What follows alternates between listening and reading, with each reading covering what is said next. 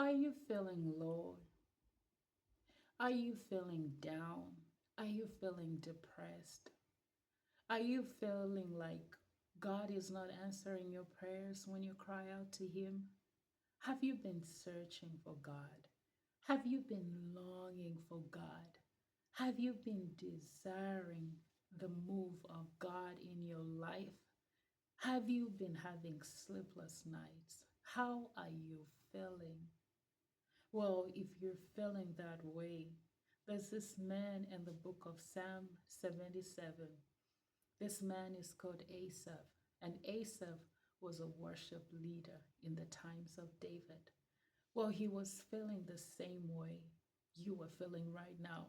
If you would like me to read this, I will go ahead and read it for you. I cry out to God. Yes, I shout. Oh, that God would listen to me. When I was in deep trouble, I searched for the Lord.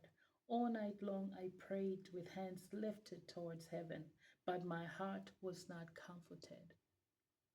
I think of God and I mourn, overwhelmed with longing for His help. You don't let me sleep. I am too distressed even to pray. I think of good old days long since ended, when my nights were filled with joyful songs. And he went ahead in verse 6 all the way to verse 9, asking these questions. When my nights were filled with joyful songs, I searched my soul and pondered the difference now. Has the Lord rejected me forever? Will He never again be kind to me? Is His unfailing love gone forever? Have His promises permanently failed? Has God forgotten to be gracious? Has He slammed the door of His compassion? You can feel the deep yearning. You can feel the deep sorrow. You can feel the emptiness. You can feel the loneliness as Asaph was pouring out his heart before God, asking if God was there, asking if God was with him, asking if God was still gracious and compassionate towards him.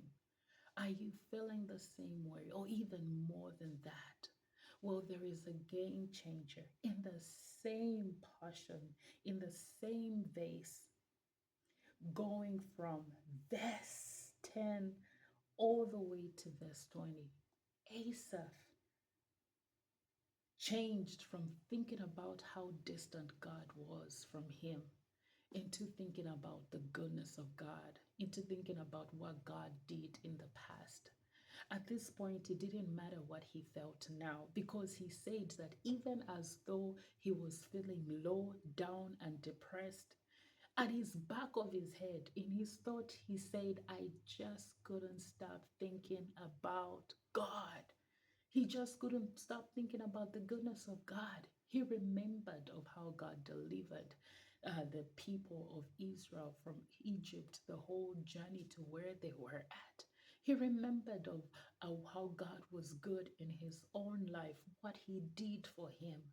And so, in remembering what God did for him, it kind of like overshadowed everything that he was feeling at that time. Would you try what Asaph did? In this time of deep yearning, of deep loneliness, of deep searching and seeking and needing God, let hope resurrect by thinking about the goodness of God. What has God done in the past? What has He done in your life that you can still think at the back of your head that if it was not God, I wouldn't have been where I am at today? Think about His goodness. Think about His mercies. Think about His loving kindness. There is evidence everywhere about His goodness. In the Bible, evidence is written everywhere about God, what God did for His people. Even in your life, there's evidence of God's goodness in the lives of the people that surround you. You have heard of testimonies. You have encountered, you have witnessed testimonies of God's goodness. Think about all that. And when you start thinking about goodness of God, the goodness of God, hope will resurrect. You will know that God is not distant from you. You will know that God is with you. He's with you right now. He's with you in your longings. He's with you in your sorrow. He's with you. He's not distant from you. Will you think about goodness of God? The moment you do, everything that you're feeling right now will not matter because what God has already done in your life has been great. He has been there for you. He has done much more you could ever ask or imagine or even think of. He's such a good God. He's not distant from you. He's with you right now. He's with you right now. Just think about his goodness. Just look back. Think about what he's done. And hope will resurrect. You will never be the same again. I hope you have been encouraged. You have a wonderful day. Stay blessed. Bye bye. Love you all.